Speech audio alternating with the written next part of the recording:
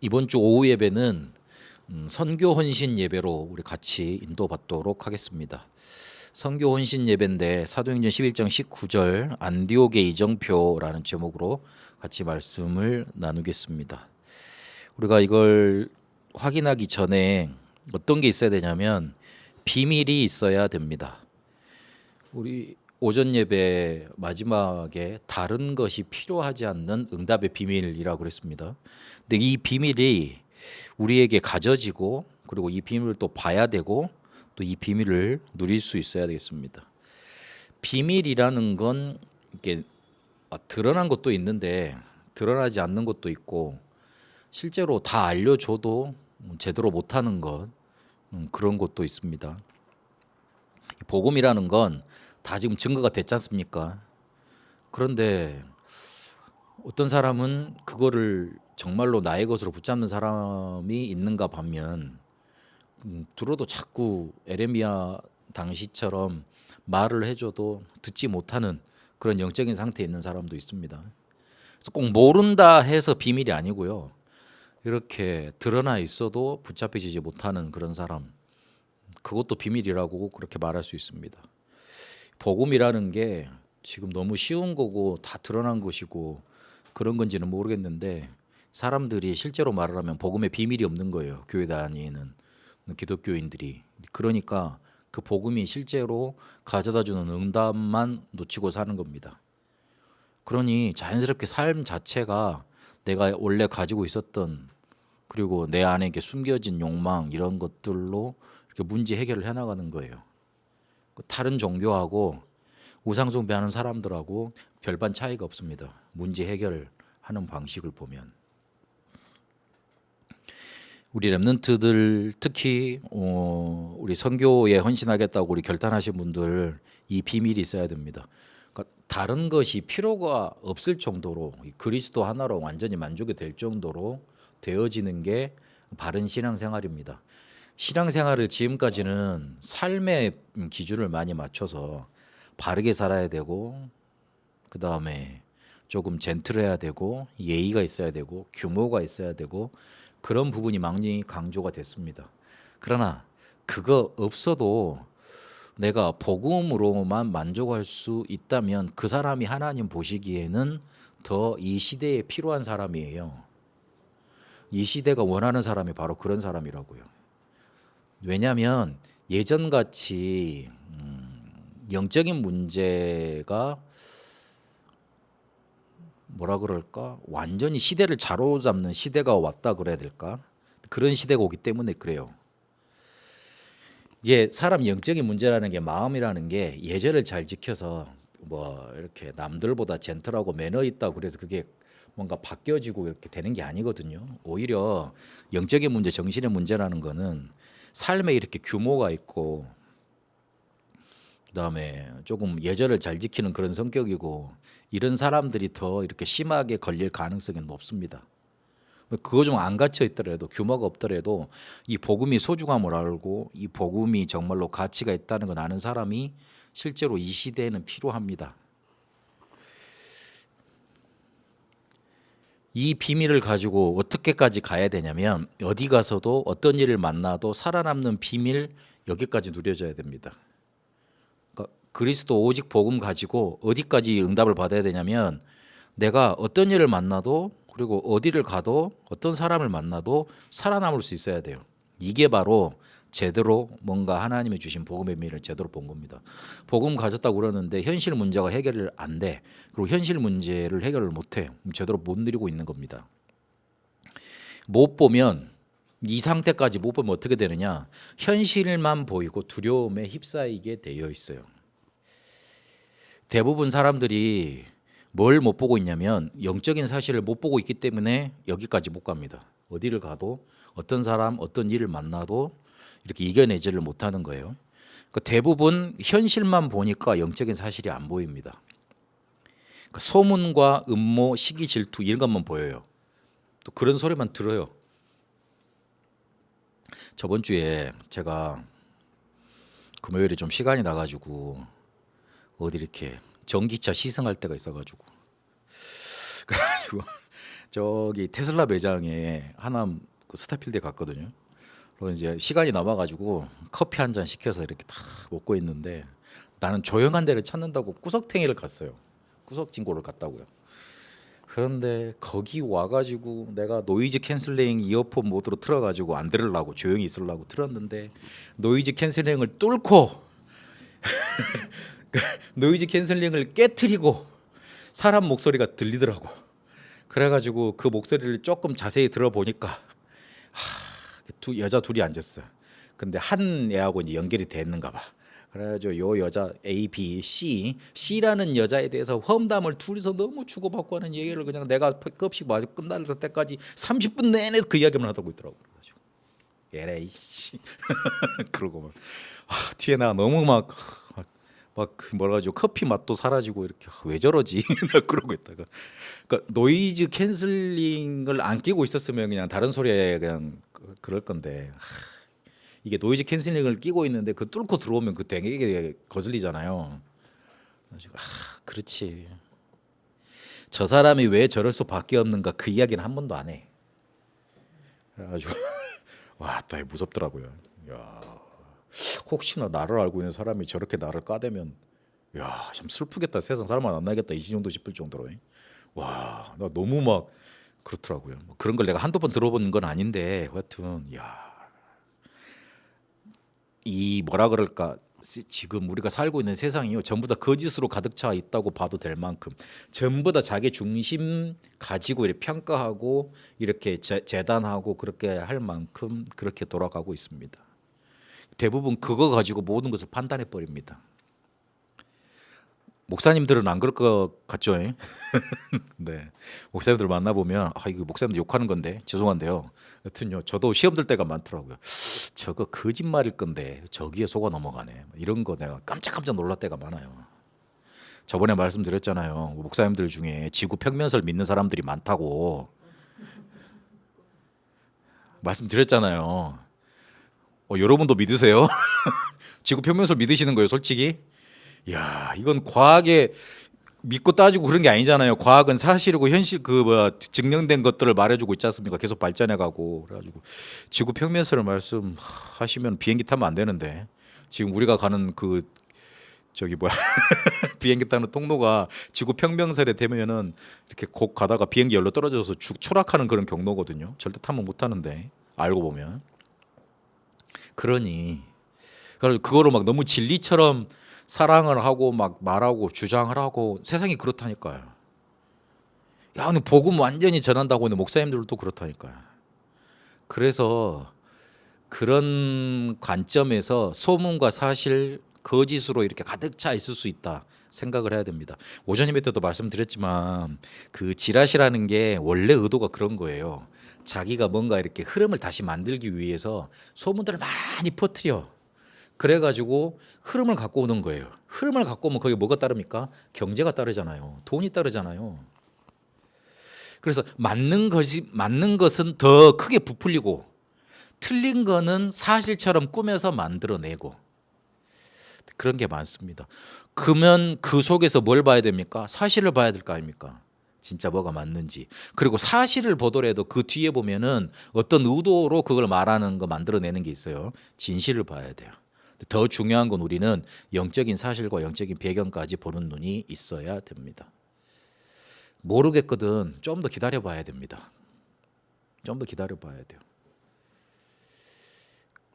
너무 빨리 판단하면 실수하기 쉽습니다. 저도 이제 그게 제일 문제인 것 같아. 성격이 제가 이래 보이지만 되게 급하잖아요. 인정을 하시네. 제가 급하거든요. 제가 일을 하다 보면 되게 급하게 빨리 처리를 합니다. 왜? 제가 맞다고 생각을 하고 있다가 딱 일이 터지잖아요. 그러면은 누구보다 일 처리 빠르게 쭉 지내어 버리거든요. 저희 집사람 맨날 저한테 욕하는 말이 하나 있어요. 혼자 빨리 가지 마. 그러더라고요. 내가 혼자 빨리 다니나? 속으로 그랬다니까요. 그래가지고 그러는데 저도 가끔가다 그러면 아니지. 대부분 그렇더라고요. 저도 보니까 빨리 판단하더라고요. 근데 빨리 판단을 해버리면 뒤에 후회하는 경우가 너무 많아요. 저거 아니었구나. 저런 게 이유가 있었구나. 그런 게 있더라고요. 그래서 너무 쉽게 빨리 판단해 버리면 실수하기가 쉽고 후회하기가 쉽습니다. 지금 여러 군데서 아마 우리 다락방 단체 협회 요 목사님에 대한 말들 많이 나올 겁니다. 제가 목사님들이 하도 이제 자기들도 이제 주순 말들 나한테 갖다 주니까 저도 듣는 채널이 없는 게 아니거든요. 되게 많아요. 난 안 듣고 싶은데 옛날부터 전도사 때부터 되게 갖다 주는 사람들이 많았어. 왜 나한테 오면 슬슬 그런 일을 하는지는 모르겠지만 어쨌든 그래요. 많이 듣고 있었어요. 그래가지고 이번에 이렇게 목사님들하고 같이 지내는 기간이 많으면서 이제 하나씩 내가 보따리를 풀었죠. 이런 거 있었고 이런 거 있었고 막 이런 거 다들 이렇게 와, 이 사람 인맥 넓네 막 그렇게 막 말하고 막 그러더라고요. 나중에 내가 결론에 가면서 그런 말을 했어요. 야, 우리 그냥 그냥 응원해 드리자. 그게 진짜 같으면, 그거 진짜 같으면 뭐라고 말까지 했냐면 그냥 노년의 사랑을 응원해 드리면 안 돼? 그까지 말했어요. 그 말을 그 저기 뭐야 윤리적으로는 이해를 못하는 말이죠. 근데 하도 그렇게 말을 나한테 갖고 오길래 오히려 내가 그냥 사랑이라고 그냥 우리가 응원해 드리자. 그게 진짜 맞으면 그러고. 우리 관점에서 보니까 그게 문제가 되는 거지. 만약에 지도자, 그 우리 단체를 이끌어가는 지도자, 그리고 하나님 편의 입장에 봐서는 이렇게 하시는 이유가 있을 거 아니냐. 에레미야가 2번 시대 때 갇혔는데 이것을 지어 성취하는 이가 하나님이라고 그랬다. 우리가 지금 우리 관점에서 우리한테 일어나는 공격과 문제, 소문, 가십들을 바라보니까 그게 다 문제인 거지. 하나님 입장에서는 왜 쉽게 말하면 그렇게 도덕적으로 흠결이 많고 때 묻은 사람을 우리의 메신저로 세워가지고 우리한테 메시지를 주겠냐. 이 시대가 그렇게 정신적으로 뭔가 이게 맞다 그르다 판단할 수 없을 정도로 지금 재앙 시대가 정신적인 문제 시대가 온 거 아니냐. 근데 그거를 단순히 그냥 포멀하게 젠틀하게 복음 믿으세요 이렇게 해가지고 그 사람을 살릴 수 있는 시대냐? 아니지 않느냐. 어떤 뭐 복음에 완전히 미친 사람 하나가 나와가지고 자기는 영적인 문제 때 너무 시달릴 수밖에 없었는데 거기에서 붙잡은 해답인 그리스도를 그렇게 오직 강조해야 되는 시대가 온 거 아니냐. 그러니까 하나님이 그렇게 포멀한 사람들, 젠틀한 사람들 통해서는 오직 그리스도 안 그렇게 메시지를 안 주시고 이상하다고 때 묻은 사람 그 사람을 통해서 우리한테 오직 그리스도라는 거 그렇게 메시지를 주고 있지 않느냐. 아마 이해 못했을 거야. 내가 이렇게 말을 했는데 나한테 말 들은 사람 이해 못했을 거예요. 저 사람 그러니까 눈빛이 어떤 눈빛이었냐면 야, 자도 좀 이상하네 이렇게 쳐다보더라고요. 그래서 그래서 나는 할 말이 있죠. 내가 보기에는 니들이 더 이상해. 니들이 더 이상해 이렇게 말해주고 싶더라고요. 제가 그랬어요. 그래 지금 다 공격을 해오니까 교인들 다 떠난다 그러고 안 된다 그래. 그래 나는 이거 유튜브에 올라가겠지만 그래도 할 말은 해야지. 우스갯소리로 그랬어요. 이해 못할 거 알면서도 나는 우리 성도님들이 나한테 와가지고 유광수를 택할래요 나를 택할래요 그렇게 물어본다면 나는 유광수 택한다고 그럴 거야 그랬어요. 여러분도 이해 안 가죠? 왜 나를 택해야지 왜 유광수 목사님을 택해요? 좀 그렇게 느끼실 수도 있는데요. 제가 그랬어요. 유광수 목사를 통해서 우리가 복음을 받았지 않냐. 그 사람이 더럽든 깨끗하든 어쨌든 나는 지금까지 내 문제에 대해서 창세기 3장이라고 밝혀주는 목사 한 명도 못 만나봤다. 미안하지만. 근데 그거는 그 목사들 욕한 게 아니고 내가 그랬다는 거다. 그리고 그 목사를 통해서 내가 30년 동안 양육을 받고 오직 복음 요걸로 내가 뿌리를 내렸다. 그래서 내 도 이상 버릴 수도 없을 반면에 그리고 내가 복음을 내가 놓치지를 못하겠다. 그래 나 지금이라도 다락방 말고 다른 데서 오직 복음 오직 전도 오직 선교하는 단체 있으면 나 거기 갈 거다. 미안하지만 나도 공부 좀 했다. 공부 좀 했다. 미안하지만 나도 공부도 하고 들을 게 있다. 내가 멍청해서 내가 뭘 모르기 때문에 내가 여기 있는 거 아니다. 단 한 번도 복음에 대해서 막 강하게 강렬하게 말해주는 그런 목사 내가 좀 찾아보려고 나도 노력 안 했겠냐. 전도사 때도요 이런 일들이 많았어요. 나한테 갖다 주는 사람이 많더라고요. 그래서 내가 시험 들 정도로 그렇게 무너질 정도로 그렇게 말해주는 사람들이 있었다니까요. 그런데 어느 순간 보니까 그게 문제가 아니라는 게 내게 발견되더라고요. 또 이 말에 시험 들지 마세요. 우리 버리고 뭐야 이렇게 유광수 목사나 세계복음화 전도협회 택한다고 다락방 택한다고 제가 그 말을 하려는 게 아니잖아요. 예? 나한테는 그만큼 이 복음과 복음 운동이 소중하다는 거예요. 예? 아마 그 말도 아마 그렇게 우스갯소리로 말했는데 그 말도 이해 못했을 거예요. 그래도 지금 하나님이 어찌 보면 우리의 문제들을요 다 드러내게 만들어 갖고요. 오직 복음하는 그쪽으로 우리를 몰아세웠는지도 몰라요. 그런다니까요. 오직 복음으로 몰아가는 거예요. 왜냐하면 앞으로 올 시대는 우리가 상상할 수 없는 시대가 올지도 모릅니다. 우리 랩런트들 지금 좋은 친구 만나고 좋은 집에 살고 부모님도 괜찮고 그런지 모르겠지만 저 같은 경우에도 진짜 다 미치고 싶을 만큼 딱 뭐라 그럴까 정신병 요거로 한 걸음만 가면 정신병 한 걸음만 오면 괜찮은 그런 경계선 상에 살았거든요. 저도 청소년기 때 그때 복음을 받은 거거든요. 근데 앞으로 요런 사람들이 넘쳐나요. 그 시대에 뭘로 살겠어요? 뭘로 살겠냐고요. 그냥 교회 다녀보자. 우리 착하게 살자. 열심히 살자. 그러면 네 문제 해결해 줄 거야. 내 문제 해결될 거야. 그런 비슷한 어물쩍 뭐라 그럴까 어물쩍 넘어가는 그런 복음 듣고 그렇게 살겠냐고. 아니요. 복음 완전 매니아 돼야 돼요. 완전 그리스도 이 언약 붙잡아야 돼요. 안 그러면 내 마음 하나를 지켜내지 못하는 그런 시대가 이미 와버렸고 또 심해질 거라. 내가 이거 할 말은 너무 많은데 너무 많이 말하면 또 여러분도 나를 보고 이렇게 목사님 이해 안 되네 왜 저러지 그럴까 싶어서 하여튼 나 너무 막 가슴이 탄다니까요. 에레미야가 하나님의 말씀을 못하게 하면 내 마음이 막 중심이 불타는 것 같아서 내가 말할 수밖에 없다 그렇게 에레미야가 말했잖아요. 그런 것처럼 아니 왜 복음 그렇게 못 알아듣는지 난 이해가 안 가나. 속이 타 죽겠어요. 그래가지고 내가 그 사람들 윤리로는 잘 판단 안 되는 그런 말까지 하는 거예요. 그냥 노년의 사랑을 응원해 드리자 이런 식으로요. 농담 같지만 아니에요. 그냥 그래 다 나를 반대한다 그래도 나 혼자는 할 거야 이런 식으로. 이 복음 너무나 소중한데 내가 지금 뭔 말하다가 이까지 나왔습니까 지금? 어쨌든 지금 막 어디 가서 이렇게 인터넷에 갑자기 팍 뜬다니까 막 뭐 누구 비리 그래가지고 그리고 다락방 무슨 뭐 이단이라고 막 뜬다고 막 그래가지고 그거 여러분 혹해서 들어가 볼 거 아니요. 그러면 거기 듣다 보면은 사람이기 때문에 상처받고 마음 상하고 막 이런다니까 당연한 거예요. 저도 어쩔 때는 마음이 너무 아픈데 여러분이 왜 안 그러겠어요. 그러나 우리 눈을 조금 하나님께로 가져가고 그리고 내 중심으로 가져왔던 들어왔던 것들을 왜 하나님이 이런 일을 허락하셨을까 거기로 좀 가서 이렇게 판단을 해봐야 됩니다. 하나님이 일부러 좀 그러시는 겁니다.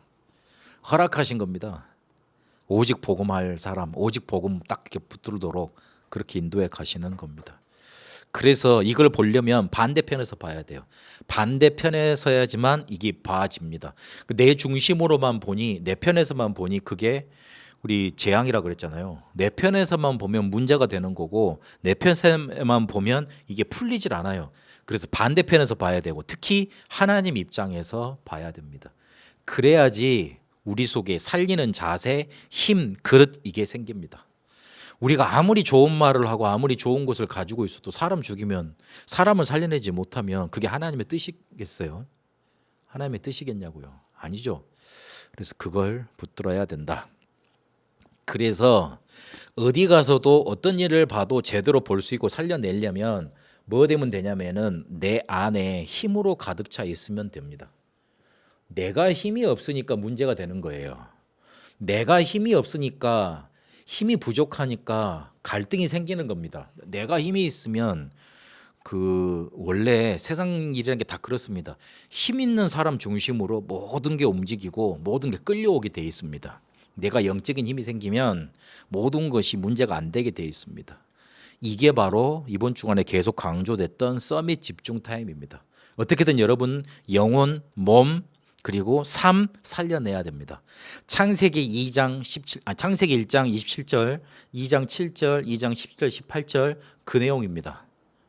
하나님은 창조 때 우리를 영적인 존재로 그리고 우리의 몸도 축복을 하셨잖아요. 그리고 우리의 삶까지 축복을 하셨습니다. 에덴 동산으로 축복을 하신 거예요. 요걸 살려내는 거. 그래서 이거를 살려내려면 세 가지 단어를 기억하세요. 집중해서 해야 되고요. 그리고 지속해서 해야 되고 정기적으로 해야 됩니다.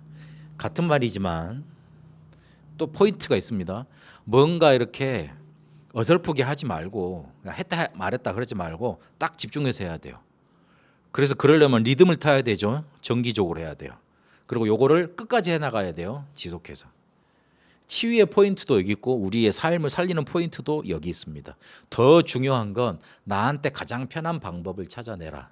어떤 사람은 시를 쓰면서 어떤 사람은 찬양하면서 그리고 어떤 사람은 호흡하면서 그렇게 호흡에 대해서도 많이 말들을 합니다만은 예전에 교회에서 피아노 치면 안 되는 시절이 있었습니다. 피아노는 원래 그 저기 선술집 쉽게 말하면 술 파는 데에서 가장 쉽게 이렇게 음계를 때릴 수 있는 그런 악기였습니다. 교회 음악 쪽에서 예전 클래식 하던 사람들은 피아노를 악기로 안 쳤습니다. 근데 지금 피아노 없는 교회가 우리 교회는 없죠. 그다 놓을 수가 없으니까. 피아노 없는 교회가 어디 있습니까? 그리고 예전에는 기타 치잖아요. 경박스럽다고 치지 말라 그랬습니다. 경박스럽다고 치지 말라 그랬습니다. 그럼 그 기타처럼 이렇게 쉽게 이렇게 리드할 수 있고 이렇게 화음 잡을 수 있고 그런 그 악기가 어디 있습니까? 그러니까 지금 교회 다니는 사람들은 늘 욕만 해. 늘 그거 가지고 공격할 생각만 하지. 호흡을 저기 뭐야 불교나 어디 뭐야 그런 뭐 명상하는 단체에서 한다 그러니까 우리도 호흡하면 지레 겁을 먹고 막 그거 막 이렇게 사탄의 도구라고 말을 하더라고요. 숨 쉬지 말지 그럼. 속으로 나 그것만 하면 너무 막 이렇게 수준 너무 떠들어져 보이더라고. 그래가지고 참 진짜 나 못 살겠다 진짜 답답하겠다 너무 답답하다 막 이 생각이 드는데요. 여튼요 그 호흡이라는 게 제대로 돼야 됩니다. 제대로 돼서 이게 나를 뭔가 막 살릴 수 있고 안에 있는 독소도 빼내가고 그 다음에 힘도 얻고 하는 그런 호흡들 있잖아요. 여러분들 잘해야 됩니다. 그냥 길게 하면 돼요. 그리고 포인트는 입을 다물고 해야 되고. 그 예전에 코 안 골았는데 그 우리 랩런트들 예전에 코 안 골았는데 혹시 지금 코 고는 친구들 있으면 입이 벌어져 있어서 그래요. 입이 벌리면 그 코를 고는 게 아니고 목으로 이렇게 숨을 쉬고 그러기 때문에 목이 떨려서 이렇게 코 많이 골고 나면 코가 아픕니까? 코가 아파야 되잖아요. 근데 어디가 아프죠? 목이 아프죠. 아침에 일어나면 입 벌리고 잤다는 증거예요. 그러니까 입이 벌어졌다는 거예요. 다들 코를 안 고시는가 봐. 그래서 그 호흡 좀 찾아내고 편안하게 갈 수 있는 방법으로 좀 인도받으면 좋겠습니다. 좀 오늘 메시지 들으면 여러분이 우리 목사님 좀 이상한 것 같다 이 생각이 들지도 모르겠는데 하여튼 아닙니다. 내가 지금 현장의 사람들을 여러분만 만나는 건 아니에요. 베트남 TCK들 중에 예배 한 번도 참석 못하는 친구들 몇 있어요. 그 친구들 제가 매주 만나고 연락하고 가서 밥 사주고 응원하고 그러거든요. 근데 가서 보면 너무 뭐라 할까 안타까운 현실 속에 문제 속에 지금 이렇게 처해있는 랩런트들이 많아. 그래가지고 자기도 어찌할 수 없는 영적인 문제에 이렇게 막 잡히는 친구도 있다니까요. 그래서 이 복음 아니면 쟤네들 살려낼 수 없는데 나는 너무 왜 같아요. 여러분은 너무 이게 신앙생활 잘하고 있는데도 못하는 사람들도 있을 거 아니에요. 보면 애가 타다니까. 오직 복음 아니면 안 되는데 여러분 절대 딱 이 비밀 붙잡고 오직 딱 복음 붙잡고 계속 가야 돼요. 나는 말을 했습니다. 예레미야처럼이 여호와의 말씀이니라고 붙들어야 됩니다. 그래서 하나님은 우리한테 이 비밀 가지고 무슨 시간표를 맞이하게 하셨냐? 새로운 시간표를 주셨습니다.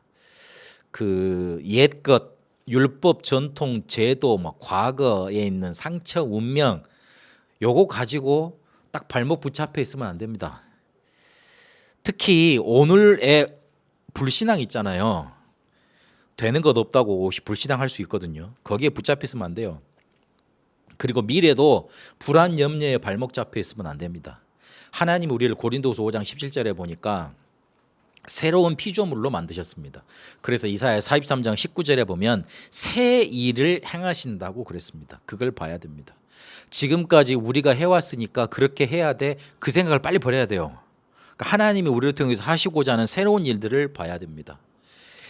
그래서 하나님이 마가다라방 교회를 어떻게 하셨냐면 흩어버리셨어요. 사도행전 6장에 보니까 성령 충만했던 중직자들을 통해서 막 역사가 일어났잖아요. 그 사람들이 믿음 충만하고 지혜 충만했거든요. 그런데 그 중에 어떤 사람이 나타났냐면 사도행전 7장에 보니까 중직자 스데반이 나타났습니다. 이 중직자 스데반이 어떤 일까지 했냐면 구약부터 이스라엘 역사를 다 복음 훑으면서 그리스도를 담대하게 증거할 수 있는 정도의 사람이었습니다. 그 목사보다 더 낫다니까요. 신학자보다 더 낫어요. 말씀의 흐름을 정확히 타고 있었던 중직자 스데반이었습니다. 어이구 목사님 제가 그 정도까지 할 수 있겠습니까? 그러는데 우리 중직자들 그 정도까지는 흐름 타고 있어야 됩니다. 어디 전도사님이나 목사님들이 조금 이상한 소리 하면은 아이고 전도사님 목사님 이렇게 흐름이 지금 되고 있는데 그건 좀 아닌 것 같지 않습니까? 이렇게 짚어줄 수 있을 정도로 우리는 복음을 전하고 붙잡았는데 왜 우리에게 이런 일이 왔습니까? 이렇게 해석할 수도 있잖아요. 그런데 그거를 스데반은 어떻게 봤냐면 사도행전 1장 8절에 성취된 응답이라고 봤습니다. 그 눈을 가졌던 사람들이 사도행전 11장 19절에 보니까 흩어진 자로 스데반의 일 때문에 흩어졌는데 이단이라 정죄까지 받았는데 이방인에게 복음을 본격적으로 전하는 일들이 일어났습니다. 그 우리한테 일어나는 일들이 억울한 일들이잖아요. 억울한 일들 많아요. 그렇게 한 것도 있지만 그 사람들 그래 또 숫자적으로 따지면 그렇게 막 100명 중에 99명이 그렇게 했다면 나 인정을 하겠어요. 근데 그렇지 않아요.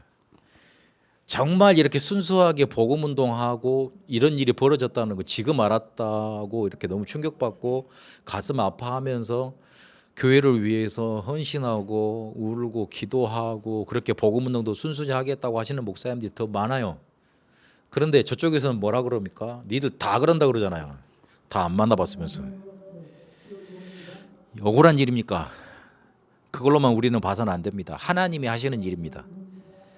스데반의 일 이거 자기들은 완전히 이제 망했다고 생각했을 수도 있잖아요. 그런데 그거를 어떻게 봤냐면 하나님이 사도행전 1장 8절에 성취하고 계시는구나 이렇게 믿었던 거예요. 그러니까 가서 이방인한테 복음을 전했지. 그 복음 전하다가 스데반이 죽은 거잖아요. 그러면 안 해야 되는 게 정상이잖아요. 근데 이게 하나님이 언약을 성취하시는 길이구나 봤기 때문에 또 이방인을 만나서 자기들이 핍박받았던 그 복음을 또 전했던 거예요. 하나님이 하신 일이라고 봤기 때문에. 이들을 통해서 하나님은 새로운 시작을 하게 하십니다. 전도 선교가 일어났죠. 제자의 큰 무리가 일어났고 빛의 경제 나타나는 다들 기근 들었는데 안디옥 교회는 경제를 오히려 도와줄 정도로 응답을 받았습니다. 이방인 선교가 그래서 시작이 됩니다. 자발적으로 선교팀이 조직되어져서 선교가 시작이 됐습니다. 하나님이 우리 28차 세계 선교대회 준비를 하면서 우리에게 준비된 세계 전환점이라는 제목으로 사도행전 11장 19절 말씀을 주셨습니다. 우리한테 어떤 응답을 주셨냐면 베트남 선교를 위해서 선교 헌금을 작정할 수 있도록 응답을 주셨습니다. 그래서 우리 선교 헌금 작정서 작정하고 그리고 선교 지금 헌금 하시는 분들이 많이 나오셨습니다. 우리가 지금 이 시간표 속에 있는 겁니다. 다른 교회의 목사님들 말 들어보니까 성도들이 많이 나갔대요. 그리고 성도들이 안 나가도 헌금이 많이 줄었대요. 그래서 들려오는 소리가 다들 힘들대요.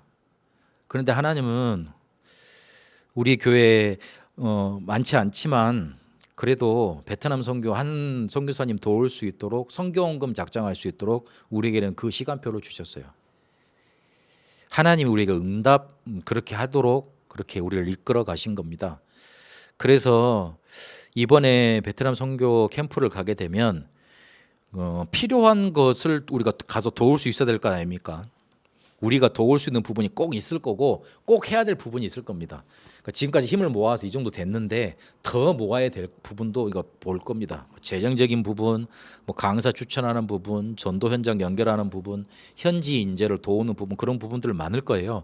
좀 그거 볼 수 있도록 같이 기도를 좀 모아주시면 좋겠습니다. 그리고 그 바울이 두기고를 굉장히 칭찬하고 많이 썼습니다. 왜냐하면 그 두기고가 현장에 있는 어려움들 잘 파악을 해서 바울한테 알려주고 바울이 준 메시지를 현장에 바로 전달해주고 그런 일들을 잘 했거든요. 우리에게도 좀 그런 사람들하고 연결되는 그런 응답이 좀 있어야 되겠습니다. 아무래도 거기 현장을 파악하려면 가서 봐야 돼요. 가서 만나봐야 된다고요. 그래야지만 그 사람들이 보고 있지 못하는 문제도 우리가 알아서 도와줄 수 있고 그런 부분들이 많습니다. 그런데 두기고가 가지 않더라도 그 현장을 파악을 해서 잘 전달을 하고 그런 역할을 잘했던 거예요. 그러니까 머리만 단순히 좋다고 해서 그게 안 되거든요. 센스도 있고 뭔가 영적인 부분도 흐름을 타고 메시지 흐름도 타고 이런 사람들이 있습니다. 그런 부분 있을 수 있도록 여러분 좀 기도를 모아주시기 바랍니다.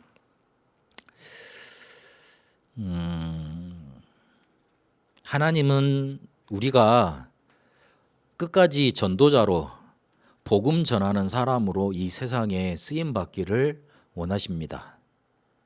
그래서 때로는 당치도 않은 그런 일들 혹시나 우리가 당할 수도 있습니다. 근데 그것 때문에 너무 흔들리지 마세요. 우리가 해야 될 일, 가야 될 길은 정해져 있어요.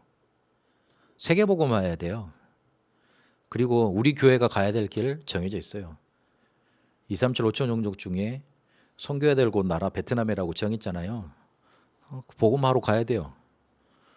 근데 진짜를 하다 보면 가짜들이 자기는 그거 하지도 않으면서 막 시기 질투하고 뭔가 이렇게 막 말들 만들어내고 그런 일들이 많습니다.